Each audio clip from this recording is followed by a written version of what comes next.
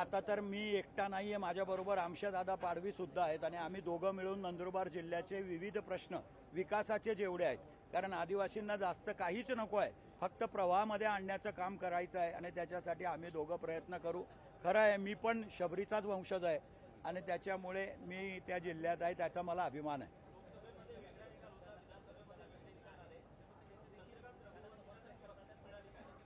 नाही, लोकसभेमध्ये सुद्धा निकाल आता पूर्ण महाराष्ट्रामध्येच वेगळी क्रांती झाली, त्याच्यात आम्ही काहीच करू शकत नाही.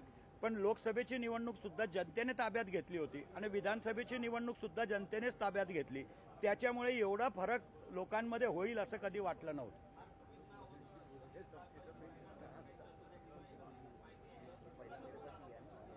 नाही, मला सकाळी पक्ष कार्यालयातून फोन आला होता की आपण इथं आहात का मुंबईला आणि आपले पेपर वगैरे तयार आहेत का, आपण 10 वाजेपर्यंत विधान भवनामध्ये या.